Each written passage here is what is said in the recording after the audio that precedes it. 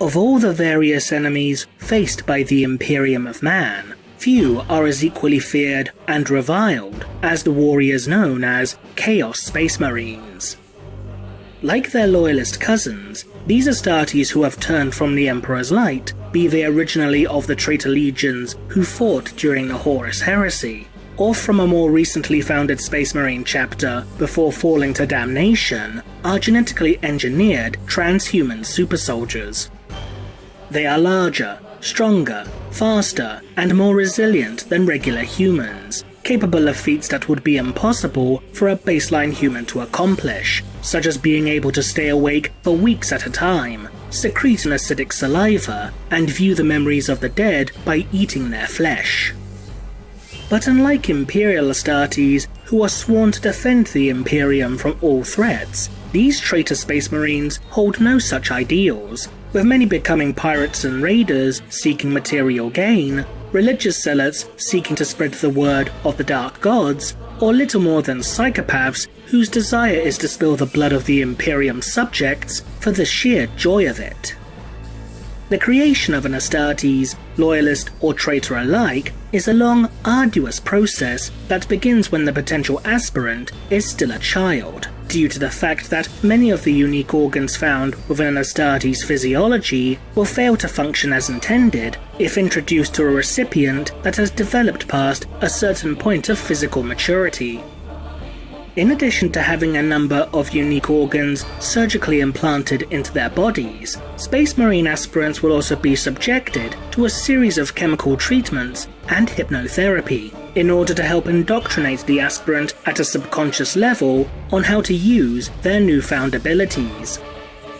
For Imperial Space Marines, the process of recruitment is a fairly straightforward process. Most chapters will simply use the population of their homeworld as a source of future aspirants, while those fleet-based chapters who lack a dedicated homeworld will often have at least one dedicated recruitment world in order to fulfill this purpose. Some chapters are even fortunate enough to have multiple recruitment worlds from which to draw new battle brothers. The Imperial Fists, for example, draw their recruits from the worlds of Terra, Inuit, Pharos, and Necromunda. If a Space Marine chapter fails to find a source of future aspirants, then over time, the number of casualties incurred by the chapter will become so great that, more often than not, the chapter will either be forced to disband or even succumb to extinction. The majority of Chaos Space Marine warbands, however, will typically not have the same luxury of similar such resources at their disposal compared to their loyalist cousins, but over time, they too will need to replenish their numbers. So just how do these traitor Astartes gain new recruits for their warbands? Most Chaos Space Marine warbands will launch raids upon Imperial worlds in order to acquire resources and slaves. These slaves will often spend the remainder of their lives deep within the bows of their master's ships, where they will work, feed, and breed, producing future generations of slaves and serfs. It is the children produced by these slaves and serfs that provide the most common source of new recruits for a warband. It is even documented that, in many cases, the strongest slaves will be paired up for breeding by a warband's apothecaries in order to produce a strong child that would prove to be a viable candidate for future gene seed implantation. The World Eaters, for instance, have been documented for enforcing a strict breeding program for their serfs and slaves in order to ensure that such populations are maintained upon their vessels, in order to replace losses accrued through fatalities or due to children being taken from their families in order for them to be transformed into an Astartes. An example of such a breeding program is detailed within the novel Lucius the Faultless Blade, with the following passage. Durang himself had been selected, his size and robust constitution passing him through the eugenic trials of his masters to participate, though the cold, inhuman process established by the apothecaries of the 12th Legion had left much to be desired. The acts were sterilized and distant, devoid of any warmth or humanity. They were more akin to surgical procedures than any means of conveying love. Some legions and warbands will even be fortunate enough to have access to recruitment worlds of their own.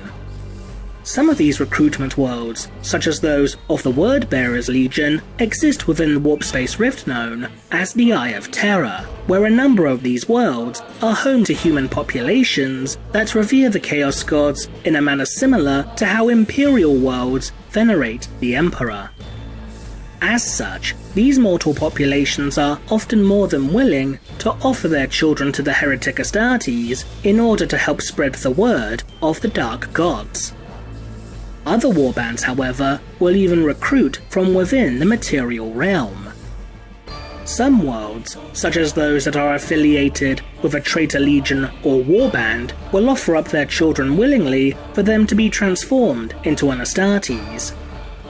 Kalkator, a warsmith of the Iron Warriors Legion, was known to have had 3 such worlds under his control, though 2 of them would be captured by the Xenos race known as the Orcs during the War of the Beast.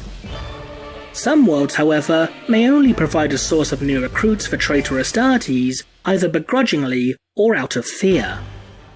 An example of the latter was demonstrated within the novel The Beheading upon Burrock's world.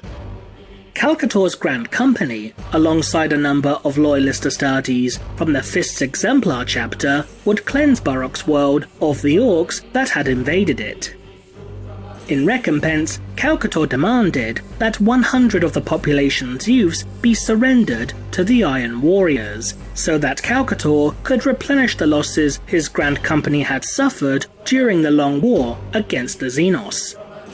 Kalkator initially attempted to appeal to the ego of the people he had saved from the Orcs, by emphasizing how great of an honor it would be for their sons to become Legione Astartes. Despite this, the population were hesitant in surrendering their children to the Iron Warriors, though they would comply after Kalkator issued the following threat. 100 youths, as much food as you can gather. Bring it here tomorrow morning, or we shall rain fire down upon this world that shall make your engagement with the Orcs appear trivial. Now go! But while the act of transforming a mortal into an Astartes is treated with a degree of care by Imperial Space Marines, the process is performed by heretic Astartes is said to be far more debased and savage.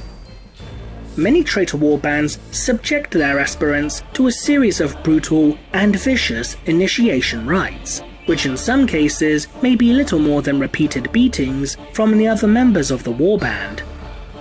While the weak inevitably perish, the strongest and most savage of their number will survive their brutal induction, and will eventually take their place within the warband as battle brothers.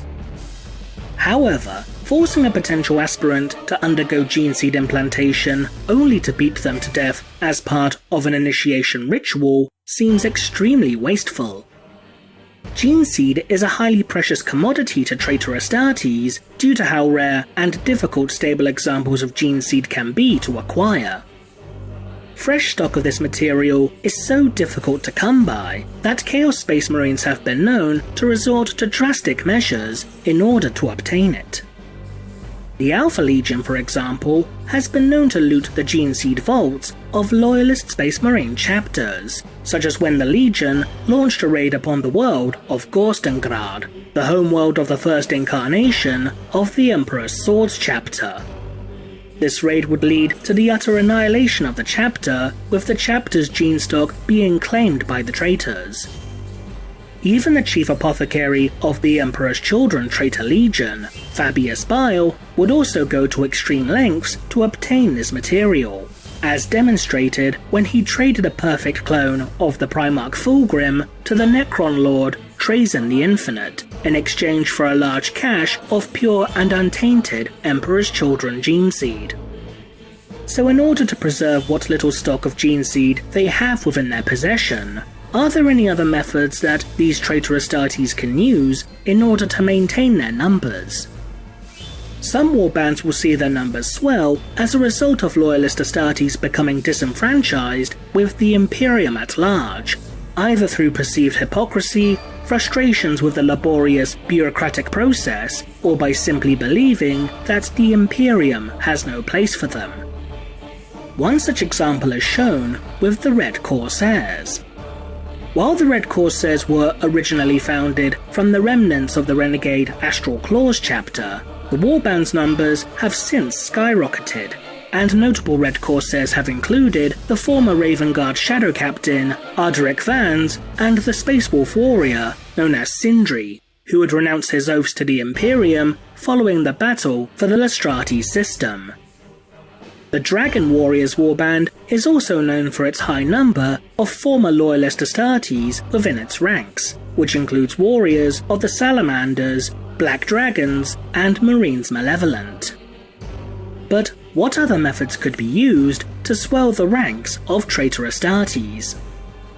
As mentioned earlier, one of the processes during the creation of a Space Marine, after the implantation of all the various gene seed organs and implants, is that of mental conditioning.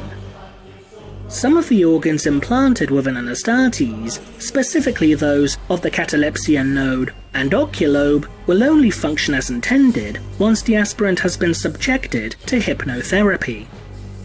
The mind of the aspirant is altered at a subconscious level in order for them to make use of their new abilities, which are arguably even more extraordinary than their heightened strength and size. An Astartes is able to exude an enormous amount of control over their senses and nervous system to a remarkable degree, being able to consistently endure pain that would kill a lesser man, as well as being able to think and react with unparalleled speed, though the individual mental abilities will vary between individual Astartes. So could Traitor Space Marines use similar forms of mental conditioning in order to essentially convert loyalist Astartes to their cause? The answer is yes. Imperial Armor Volume 7 details that such an incident was performed upon Sergeant Balzac of the Stormlords chapter.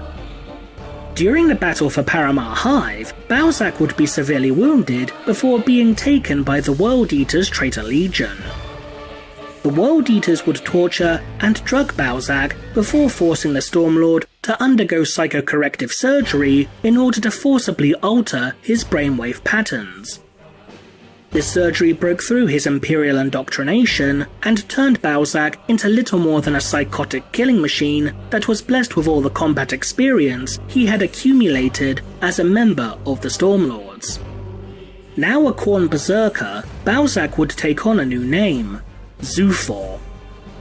Zhuthor, believing that he had been chosen for greatness by the Blood God, would prove to be so savage and ferocious that he would eventually assume command of a World Eaters warband known as the Skull Takers. Because of this, similar such methods could be utilized by traitor warbands in order to convert loyalist Astartes to their cause.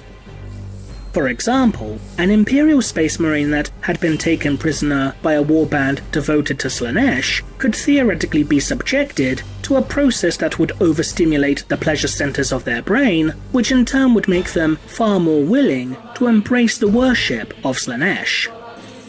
Whatever methods they choose to utilize in order to obtain new recruits, these Chaos Space Marines will continue to wage their long war against the Imperium, and will stop at nothing until one side is annihilated by the other. What do you think? Leave a comment below, and thanks for watching.